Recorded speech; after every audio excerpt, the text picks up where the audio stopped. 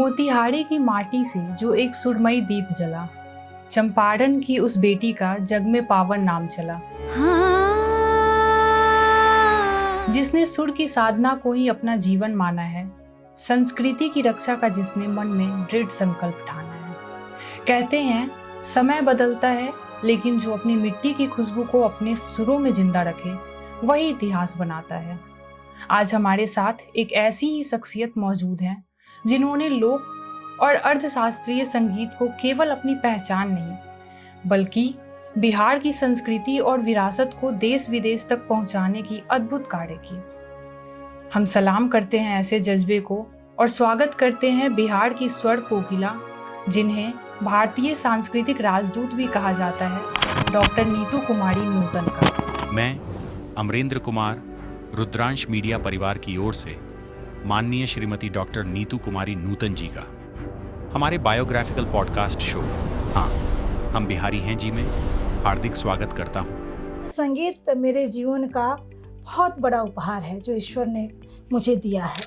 कीर्तिया के रंगवा अरे पीरितिया के पानी, रंग दरंग रिजवा चूनर मोरा धानी, रंग दरंग रिजवा। मैं यही कहना चाहूँगी अपने सफ़र से कि ये जो समय है, एक और बदलाव करने की आवश्यकता है, जरूरत है। मुझे तुम मिल गए हमदम, सहारा हो तो ऐसा हो।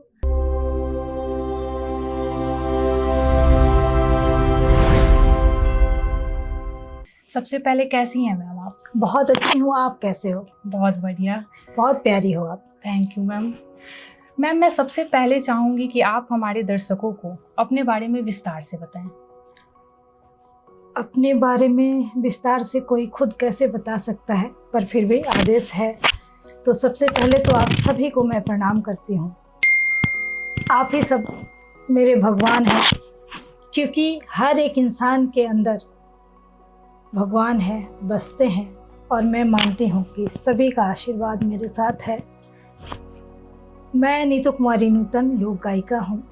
शास्त्रीय संगीत से मैंने पीएचडी करी और उप शास्त्रीय संगीत और लोकगीत, गज़ल, भजन, सारी जो विधाएं होती हैं लोक संगीत में, जन्म से लेके समधौन यानी कि मरने तक का, वो मैं गाती हूँ। और बस इतना ही कुछ कह सकती हूँ, बाकी सब आप जानते हैं। मैम, लोकगीत और उप शास्त्रीय संगीत को अपने करियर के रूप में चुनने की प्रेरणा आपको कहाँ से मिली? मैं गांव में जन्मी, मैं चंपारण की बेटी कहलाती हूँ। बहुत ही मैं आभारी हूँ अपने माटी के प्रति, अपने बिहार की माटी, भारत की माटी और अपने गांव की माटी। जब मैं गांव में थी तो वहाँ पे मेरी माँ और दादी जो गांव की होती हैं, हमारे प्रांगण में, मतलब जो द्वार कहते हैं जिसको गांव में, वहाँ के बगल में ही हमारे दादाजी का मंदिर बनवाया हुआ था।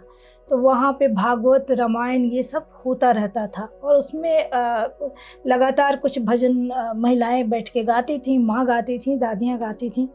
तो वहाँ से मैंने सीखना शुरू किया, क्योंकि मुझे भी वो लोग बैठाती थीं और मैं बिना ही ये जाने कि ये सुर में मैं गा रही हूँ या ताल में गा रही हूँ या नहीं गा रही हूँ, एक आनंद के भाव में, चूँकि ईश्वर के प्रति लगाव बचपन से रहा और माँ बाप के संस्कार, गुरुओं का आशीर्वाद कह सकते हैं इसको, क्योंकि मेरे यहाँ मंदिर होने के कारण एक धार्मिक माहौल रहा। तो वहाँ पे जो भजन होते थे बड़ा ही मार्मिक और राम कृष्ण या राधा सीता से जुड़ा हुआ, तो और जो शादी ब्याह के भी उसमें गीत होते थे, क्योंकि उसमें रामलीला होता था, उसमें जो भी कुछ जो प्रकरण आता था, तो हर एक विधि विधान का उसमें व्याख्यान भी होती थी और गायन भी होता था, गायन शैली भी। तो मुझे बहुत अच्छा लगता था, तो वहाँ से प्रेरणा मुझे मिली। फिर उसके बाद मेरी माँ एक घरेलू महिला, बहुत अच्छी माँ, बहुत अच्छी पत्नी और बहुत अच्छी एक सामाजिक समूह को जोड़ के रहने वाली महिला थी। तो उनसे बहुत कुछ सीखने को मिला। अभी तो वो मेरे जीवन में नहीं है, लेकिन उन्होंने जितनी सारी विधाएं हैं गाती थी और कहती थी साथ साथ गाओ गाओ। तो वहाँ से हमारी शुरुआत हुई। फिर स्कूल में जाती थी मैं, जैसे कौमी एकता हुआ, 26 जनवरी हुआ, 15 अगस्त हुआ, तो उसमें मैं अलग अलग गीतों को पिताजी से लिखवा के लेके जाती थी, कुछ माँ से सीख के जाती थी, कुछ खुद भी लिखने की कोशिश उस समय करती थी। तो वो सब गाती थी तो फर्स्ट प्राइज़ लेके आती थी। तो मेरी उत्सुकता धीरे धीरे वहीं से बढ़ती चली गई। मैम, चूंकि किसी भी क्षेत्र में जाने के लिए जो सबसे बड़ा योगदान होता है वो हमारे परिवार का होता है जी। आपके करियर में परिवार का कितना बड़ा योगदान रहा? चूंकि आपने अपने एक इंटरव्यू में कहा था कि एक कलाकार को सबसे कठिन दौर से अपने ही घर में गुजरना पड़ता है और अपने ही घर वालों को कठिन परीक्षा देना पड़ता है। जी बिल्कुल। देखिए, मेरे घर के लोग पढ़े लिखे थे। मैं जहाँ पे जन्मी, मेरे घर में इंस्पेक्टर उस ज़माने में दादाजी रहे, एसटीओ हमारे पिताजी, बड़े पापा, बहुत पढ़ा लिखा परिवार था एक उस वर्ग में और समृद्ध परिवार था। लेकिन बहुत जहाँ पे बेटियों की मामले की बात आती थी, वहाँ पे बेटियों को बहुत कम एज में शादी कर देनी है, पढ़ाई वहीं तक करनी है और बेटियों को बस स्कूल तक वो जो करना है कर सकती हैं। भाइयों को लगता था कि बस स्कूल में गा सकती हैं, लेकिन इससे बाहर नहीं जा सकती, अदर जगह पे उन्हें उनके लिए शर्म की बात हो सकती थी उस समय। तो खैर, मैं जब स्कूल कॉलेज में गाती थी तो मेरे पिताजी और माँ का बहुत बड़ा योगदान है, लेकिन भैया लोगों का लगता था कि क्या कर रही है ये, फर्स्ट प्राइज़ लेके हम आते थे तो सब लोग खुश होता था। उस समय बहुत, चूँकि उसी तक था। मेरे जब मन हुआ कि मैं बाहर में सीखूं और शास्त्रीय संगीत सीखूं, चूँकि जब धीरे धीरे मुझे लगने लगा था कि मैं जो गा रही हूँ वो पूर्ण नहीं है। मुझे, जब मैं रेडियो उस समय चलता था और रेडियो में लता जी के गाने आते थे, रेडियो में शास्त्रीय संगीत आते थे, उस समय बेगम अख्तर जी की गज़लें आती थीं, तो मैं सबको सुनती थी। और मोहिनी जी की लोकगीत आती थी, शारदा दी की भी लोकगीत आती थी, विंध्यवासिनी जी की आती थी, तो मैं सब सुन के एकदम कॉपी करती थी। पहले तो लता जी को कॉपी करती थी, फिर आशा जी की कुछ गज़लें मुझे नॉन फिल्मी मुझे बहुत अच्छी लगती थी। तो आशा जी और लता जी दोनों का तो समावेश, खैर वो तो सरस्वती स्वरूपा रहीं, तो मैं गाती थी, लोग बड़े ही खुश होते थे। तो स्कूल तक ही था। फिर जो अब हमारे यहाँ जो लोग भजन भाव करते थे उनके बीच में रखती थी, सब लोग बहुत खुश होते थे। पर बहुत जल्दी ही शादी हो गई हमारी। मैं 10th की थी और 11th में गई थी, और ऐसे ही स्कूल कॉलेज और युगबानी में मैंने बहुत जिद की पिताजी से कि मुझे रेडियो में गाना है। जैसे ही शारदा दी का आता है, जैसे विंध्यवासिनी जी का आता है, जैसे लता जी गाती हैं, तो मुझे रेडियो में जाना है। पिताजी बोले अच्छा पता करते हैं। फिर पता नहीं हो पाया। फिर मैं एक बार जब जिला का होता है ना यूथ फेस्टिवल, तो वो यूथ फेस्टिवल हुआ तो मैंने भाग लिया तो उसमें मैं जीत गई तो फर्स्ट आई। तो दिल्ली में कार्यक्रम करना था लाल किला के, तो पिताजी को बोले, बड़े ही मतलब हमने रिक्वेस्ट किया कि मुझे लेके चलिए, मैं फर्स्ट आई हूँ, मुझे वहाँ पे कार्यक्रम देना है, मुझे वहाँ भी फर्स्ट होना है। बड़ी मुश्किल था। नहीं, मेरी शादी ठीक हो गई थी। उसके बाद कोई सुनवाई नहीं हुई। खैर, वो आया गया चला गया। फिर बाद में शादी हो गई। शादी के 1-2 साल बाद तो घर में ही जैसे माहौल थे, बहुत ही जैसे घरेलू गांव का माहौल होता है, उस तरह से घर में रहना था। घर के अनुसार वो करना था। हमारे हस्बैंड बाहर में नौकरी करते थे बरौनी में उस समय। तो मैं गुनगुनाती रहती थी, खाना पीना बनाते रहती थी, कुछ लिखते रहती थी, पढ़ाई भी छूट गई। फिर जो है इंटर का एग्ज़ामिनेशन जब दे रही थी मैं, फर्स्ट मतलब ईयर का उस समय, उसके बाद थोड़ा सा लड़खड़ाया सब कुछ। तो फिर ऐसी बात ही आई जीवन में, ज़िंदगी में, कि घर में मेरा परिवार जो था वो बहुत ही मतलब ऐसे बाहर से बहुत समृद्ध था, लेकिन अंदर अंदर बहुत सारी चीज़ों की उन्हें नीड थी, बहुत ज़रूरत थी। तो मैंने कहा कि मैं कुछ कर सकती हूँ, क्योंकि मुझे पेंटिंग भी आती थी। मैं शुरू से थोड़ा अलग अलग कुछ ट्राई करना चाहती थी। मुझे पेंटिंग करना बहुत अच्छा लगता था, मैं पेंटिंग करती थी, मैं गाती थी। तो मैंने कहा कि अगर मैं कुछ हेल्प कर सकती हूँ तो आप लोग मुझे कुछ करने दें। तो फिर हुआ कि ऐसे गांव में तो कुछ कर नहीं कर सकती, ससुराल है, ससुराल के गांव में तो कुछ कर ही नहीं सकती, फिर इसके लिए बाहर जाना होगा। तो फिर ये मुझे लेके बरौनी गए। तो बरौनी मुझे लेके गए तो मैंने वहाँ फिर से सीखा, पेंटिंग सीखी हमने, एम्ब्रॉयडरी सीखा। मशीन पे बैठ के रात रात भर मैं साड़ियों पे कढ़ाई करती थी और वो मेरा उस समय 400 में 300 में इस तरह से बिकते थे। मतलब शुरुआत हमने देखी कैसे की। फिर मेरा संगीत का अंदर से वो था कि भाई मुझे तो संगीत में जाना, ये मैं कर क्या रही हूँ कि कहाँ पेंटिंग में लग गई, कहाँ मैं। तो तक बच्चे भी हमारे जो है 2 साल, तीसरे साल में मेरा बेटा हुआ। उसके बाद थोड़ा सा उसमें भी कटौती आई। तो मैंने पता करते करते एक डीएवी की टीचर थी और वहाँ पे जब बरौनी रह रही थी तो थोड़ी सी वहाँ पे मुझे वो सब मिला कि लोगों से मिलने जुलने का मौका मिला और मैं कहीं जा सकती थी, आ सकती थी। तो बच्चों को पढ़ाती थी भी, बहुत काम करती थी एक साथ। वो सब पैसे इकट्ठे करके हम लोग गांव भेज देते थे, क्योंकि घर पे बहुत ज़रूरत थी। हमारे ससुर जी बीमार थे, हमारी सासू माँ को भी बहुत ज़्यादा मतलब दिक्कत आती थी। तो हम लोग दोनों करते थे और अपने लिए बहुत कम रखते थे। हस्बैंड का तो पूरा जाता ही था और मेरा भी जो होता था वो हम लोग भेज देते थे। मात्र 150 रुपये हम लोग रखते थे। उस समय 50 रुपये में हमने घर लिया था तो बहुत, वो ज़माना भी क्या था। 1 रूम का लिया था और बहुत ही कमाल। और मेरा जब जो मैके का घर था वो 3-3 जगह में, मोतिहारी शहर में मेरा जन्म हुआ, लेकिन गांव से चूँकि लिंक रहा तो तीनों घर आलीशान महाराजा की तरह हम लोग बचपन में जिए थे। ट्रक का ट्रक जो है फल आ रहा है, लोगों को बांट रहे हैं, घर में 200 लोगों का चाय आउट हाउस में बन रहा है, दादाजी इंस्पेक्टर पिलवा रहे हैं। उस घर से आए हुए बहुत चीज़ों को हमने, अलग अलग चीज़ों का यहाँ पे देखा। खैर बहुत सारे ईश्वर ने बहुत कृपा की है कि ऐसी उन्होंने मतलब जगहें दिखाई कि मुझे खुद एक सशक्त बनने का मौका जो होता है कि एक स्त्री हो या पुरुष हो या किस तरह का आपको मजबूती, वही सब समय देता है। अगर मुझे बहुत अच्छा ऐशो आराम की ज़िंदगी मिली होती तो आज मैं यहाँ नहीं होती और आप मुझसे सवाल नहीं कर।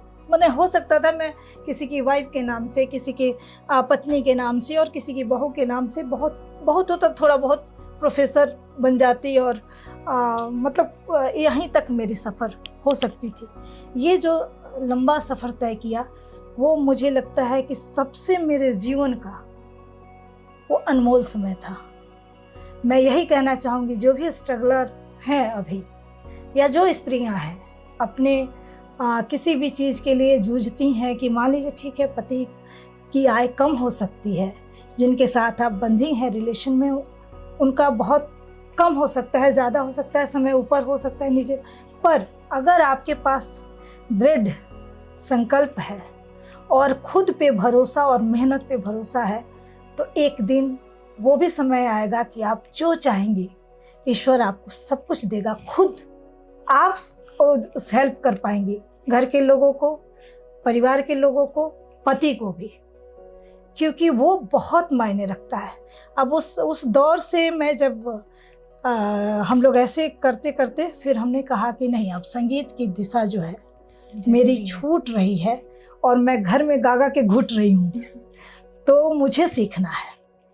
तो मैं उससे पैसे कमाती थी, ट्यूशन कराती थी, फिर पेंटिंग बेचती थी, फिर घर में, चूँकि अब उसके बाद धीरे धीरे ऐसे ही करके दोनों बच्चे जीवन में आए। बड़े ही ईश्वर की बड़ी कृपा थी।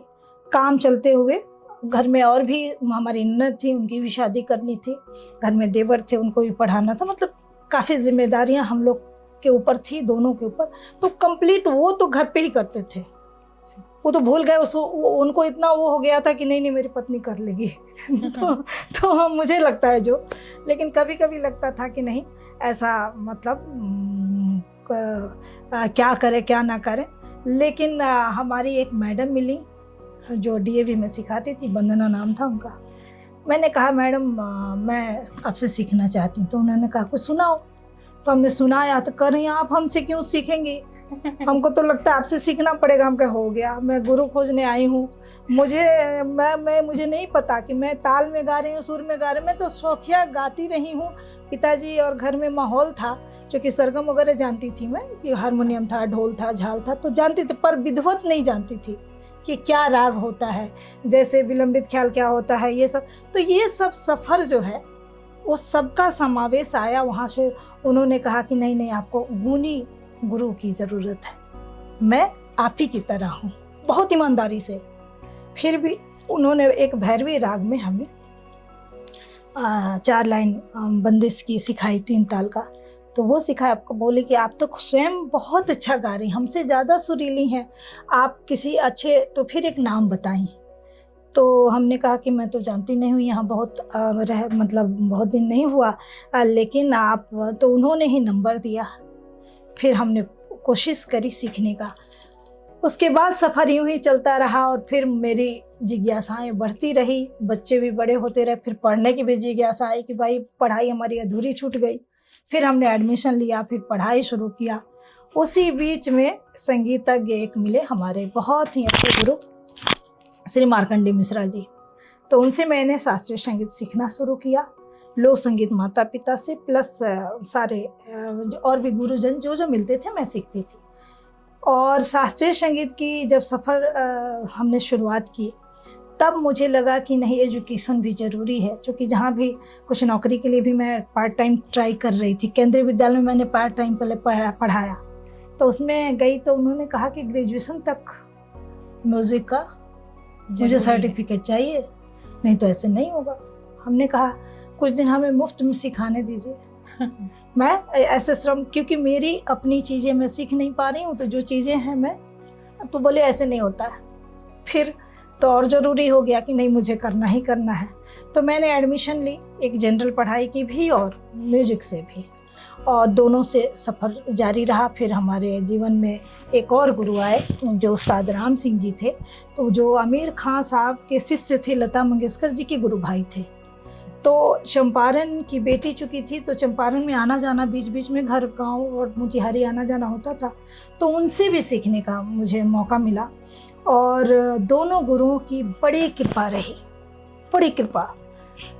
उस समय कार्यक्रम भी लोग जब जाने की, मार्कंडेय गुरु जी की एक शिष्या हैं, बहुत अच्छा गाती हैं, लेकिन लोकगीत गाती हैं। और मार्कंडेय गुरु जी जो मेरे थे, वो लोकगीत से इतना चिढ़ते थे, कहते थे, जब मैं अगर एक मंच में करके आई, मुझे याद है 15 अगस्त का, और उसमें मैंने भोजपुरी का कि रितिया के रंगवा पे रितिया के पानी, रंगदा रंग रेजवा चुनर मोरा धानी, और एक था मुझे 2 गाना मैंने गाया था, एक ठो था कि कुइया के ठंडा पानी। मैम एक बार गुनगुना दो।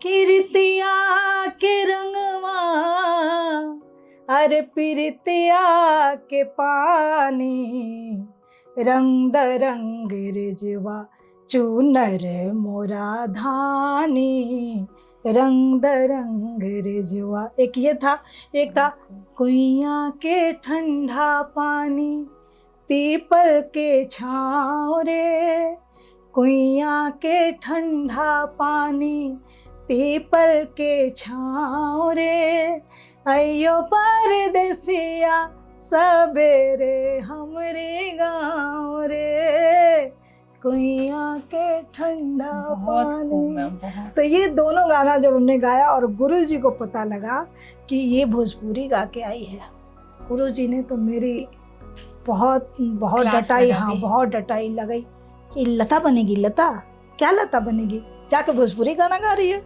हमने कहा कि दोनों गुरु जी बहुत नाराज़ हुए।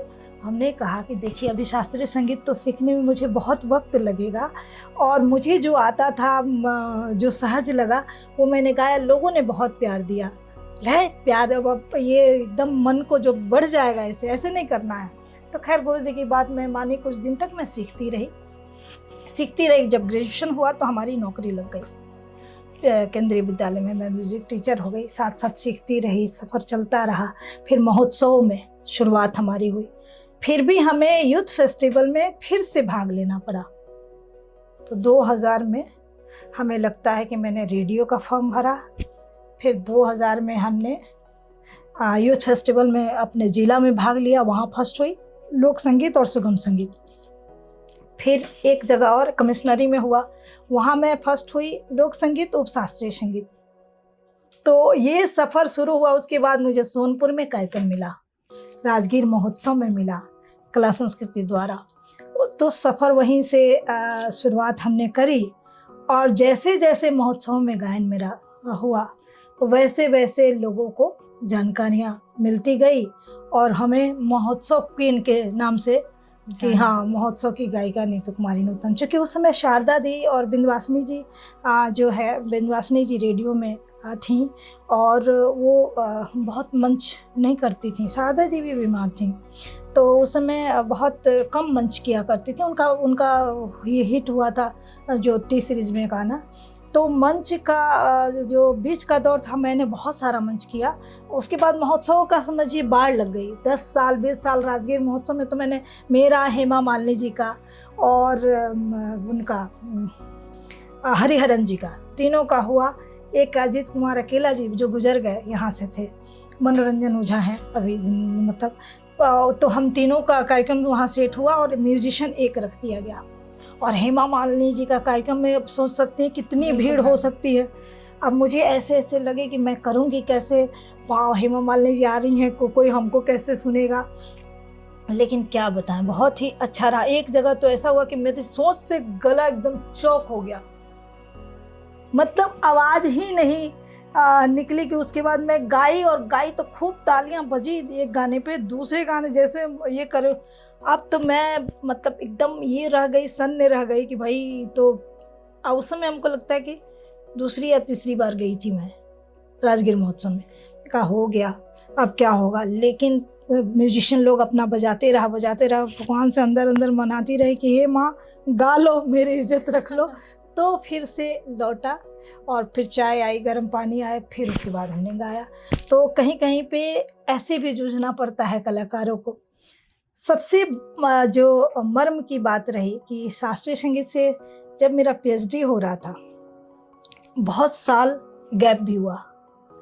1-2 साल मैंने पढ़ाई की रही, फिर छोड़ी। फिर चूँकि बच्चे बीच में हुए, उनके जो है सो लालन पालन के लिए समय देना पड़ता था। फिर अन्य कार्यों में भी मैं उसी समय से, जब चूँकि पेंटिंग करती थी, एम्ब्रॉयडरी करती थी, तो उसका भी डिमांड आता था कि आप बना के भेजो। तो उस समय नीड थी कि रुपया मुझे कमाना है, और चाहे जैसे पहले तो लोग बोल देते थे गाने में कि मैं आपको इतना रुपया दूंगा और आप प्रोग्राम कर दीजिए, तो मैं लड़ जाती थी कि नहीं मुझे नहीं चाहिए, क्योंकि उस समय नीड नहीं थी शुरुआत में। तो उस वक्त लगता था कि मतलब कोई हमको पैसे देगा गाने के लिए, नहीं मैं मतलब ऐसे मेरा भी शौक है। लेकिन जब नीड हुआ तो एक गुरु मुझे मिले, गुरु कहिए या पर्यटन विभाग से थे वो। उन्होंने समझाया कि आप बिना पैसे का मत गाओ। हमने कहा कि क्यों, तो मुझे भी नाम की ज़रूरत है जैसे कि। तो बोले कि नहीं, आपका नाम ऑलरेडी ईश्वर ने बना करके भेजा है, आप नाम के लिए मत काम करो। हमने कहा नाम के लिए नहीं कर रहे हैं, बल्कि हमें आत्मसंतुष्टि होती है। और सही पूछे तो ये मेरी साधना है, चलते फिरते या मंच पे करूं या घर में करूं, तो मैं ईश्वर के प्रति आभार व्यक्त करने का इससे बड़ा मतलब मेरे पास भगवान का कोई जो कहते हैं ना कि उपहार नहीं है। ये संगीत मेरे जीवन का बहुत बड़ा उपहार है जो ईश्वर ने मुझे दिया है। और ये मतलब मैं सही पूछे तो जितना काम ईश्वर कराते हैं हमसे, जितनी जगह पे आज मैं हूँ, ईजेडसीसी की मेंबर हूँ, अब मैं राज्य गुरु हूँ संगीत नाटक एकेडमी की।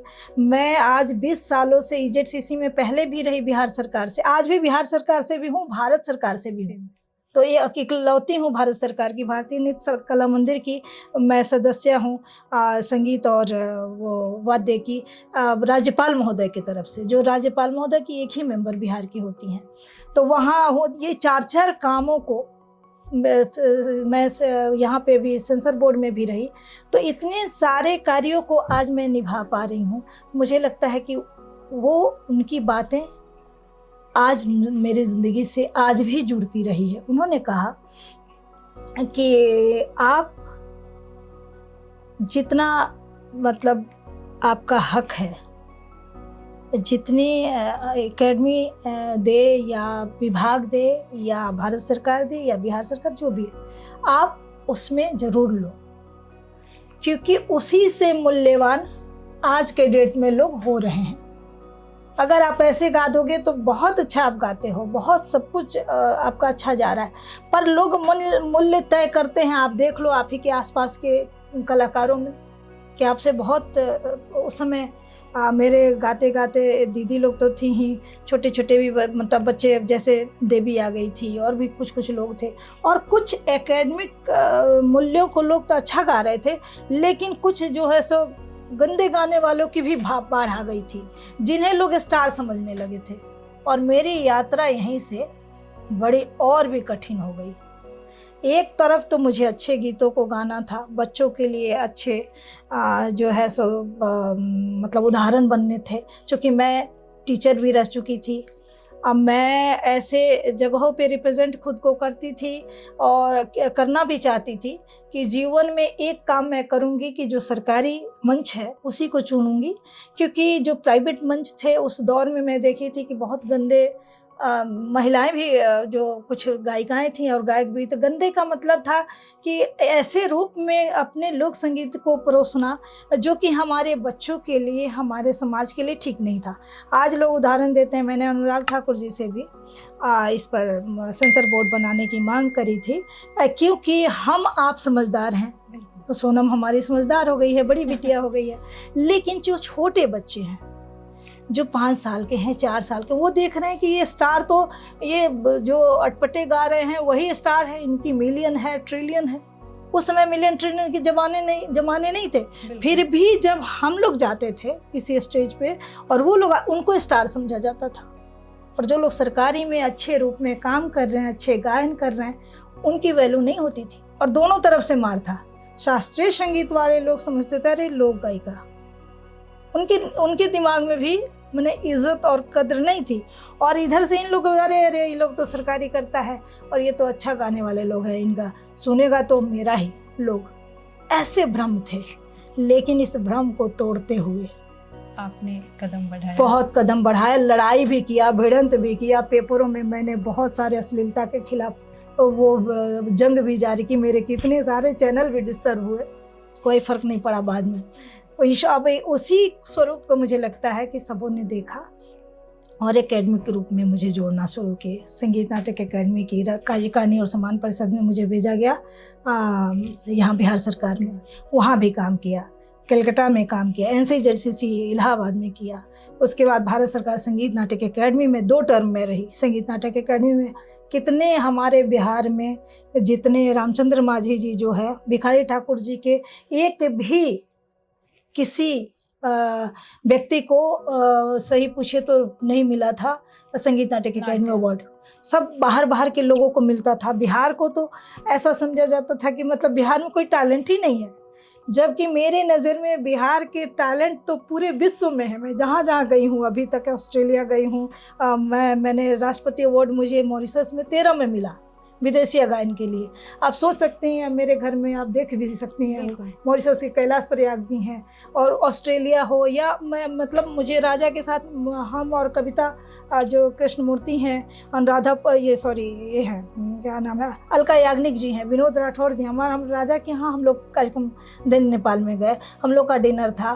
तो ईश्वर ने इतनी जगहें दिखाई कि मैंने सबका सुना है, देखा है, लेकिन बिहार के टैलेंट जो हमारे पुराने लोग भी रहे हैं, मोहिनी जी रही हैं, ब्रजकिशोर भाई रहे हैं, वो गुजर गए, उनको भी मैंने संगीत नाटक एकेडमी लड़ के अवार्ड दिवाया, राष्ट्रपति अवार्ड, और रामचंद्र माझी जी को दिवाया। रामचंद्र माझी जी को जब दिवाया तो उनको पद्मश्री भी मिला, लाइफ टाइम अचीवमेंट अवार्ड भी मिला।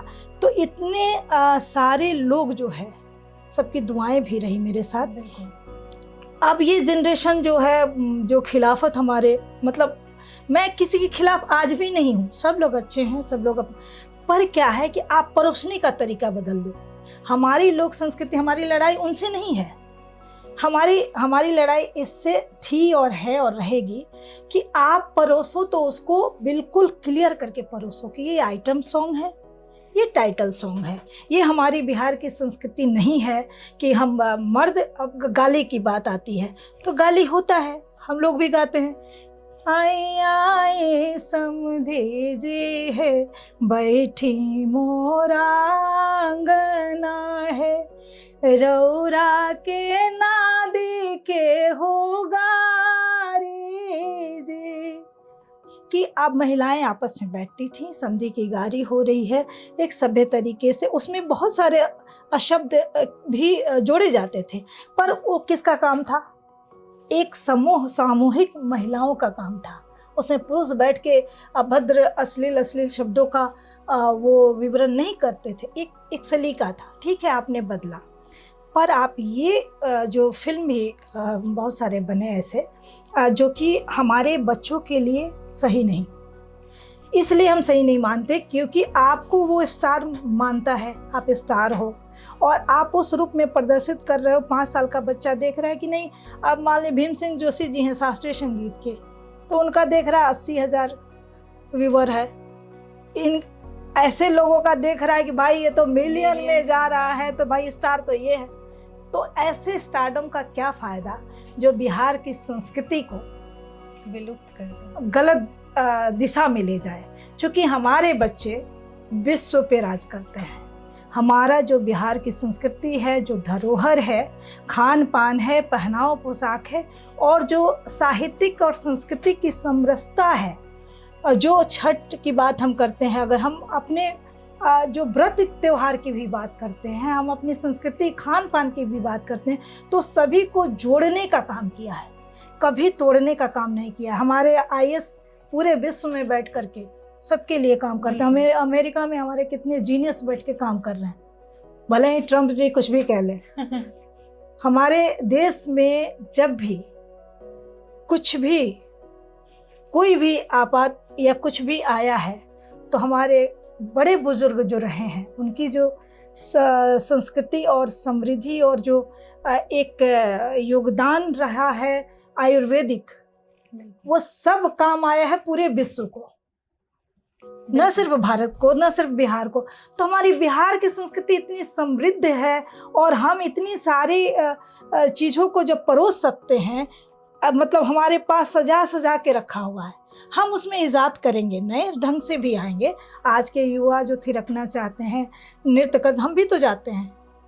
अभी ऑस्ट्रेलिया में गए, 12 दिन का शो था, सारे लोगों ने नाचा और उनके नृत्य आप देख के मस्त हो जाती। हर तरह की कलाएं हमारे पास मौजूद है और हम अगर इजाद भी करेंगे तो अच्छे रूप में करेंगे, न कि अपनी अच्छी चीज़ों को गलत रूप में परोसेंगे पैसे के लिए। और पैसा बहुत ज़रूरी है, ये मैं मानती हूँ, लेकिन लक्ष्मी जी की कृपा सबके लिए ज़रूरी है, बिहार की समृद्धि के लिए ज़रूरी है, भारत की समृद्धि के लिए ज़रूरी है। अगर हम अपने आप को समृद्ध अच्छे रूप में करेंगे तो हमारे बच्चे ज़रूर अच्छे रूप में आएंगे। अगर हम उदाहरण गलत रूप में अगर बनते हैं तो हमारे बच्चे उसी गलत रास्ते पे चलेंगे, तो हमें क्या पालेंगे? अगर मान लीजिए बहुत कमा भी लिया, बहुत कुछ कर लिया, और जो ये चीज़ बच्चों के लिए करना है वही नहीं बन पाए, तो हम क्या पालेंगे? हमारे तो जनरेशन ही हमारा सब कुछ है।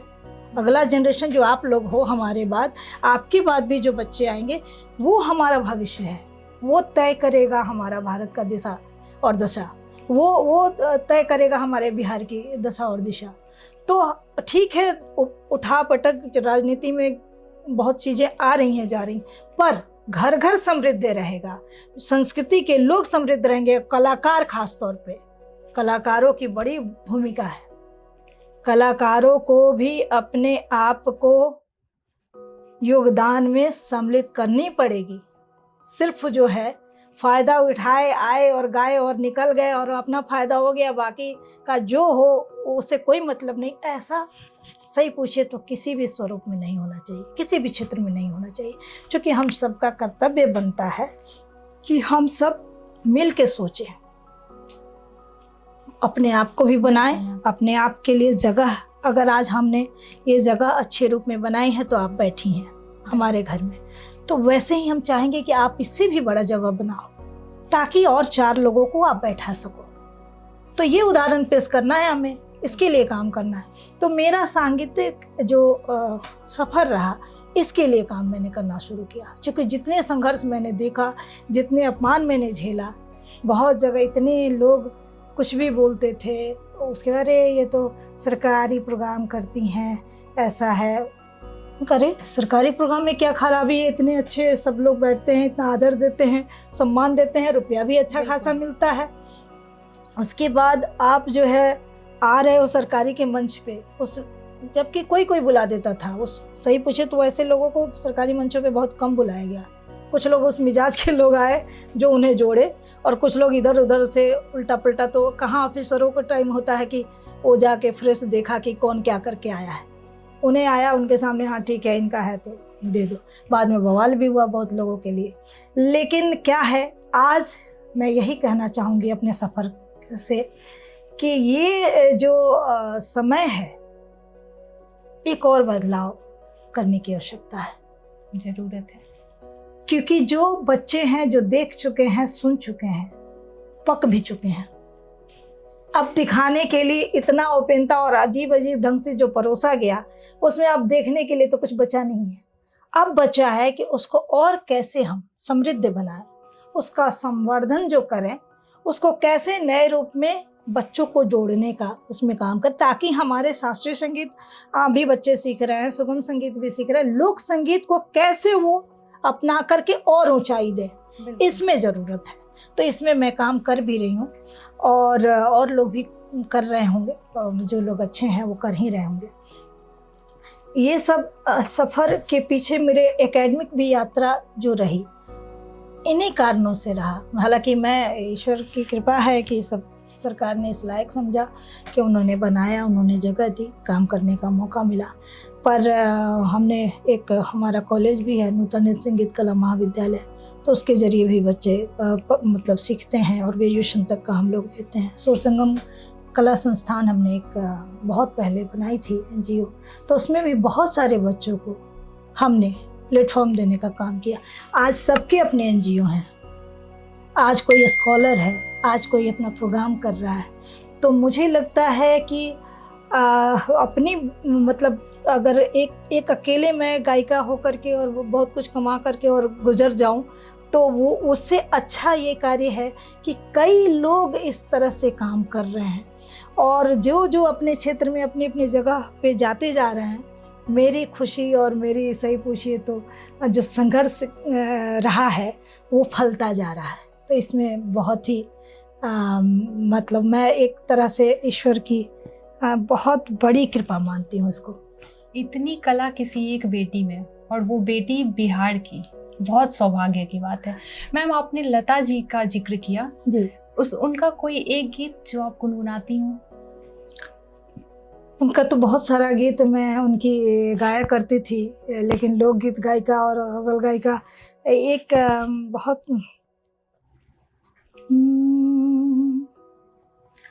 मुझे तुम मिल गए हमदम, सहारा हो तो ऐसा हो, जिधर देखूं उधर तुम हो, नज़ारा हो तो ऐसा हो, मुझे तुम मिल गए हमदम। बहुत खूब मैम, क्या तारीफ करूं मैं। सब बहुत कम पड़ जाएंगे। उनके बहुत ही अच्छे अच्छे गाने आ रहे। आशा जी की भी एक गज़ल मुझे याद आ रही है। और क्या है बेवफा होते हैं, लोग मिलते हैं,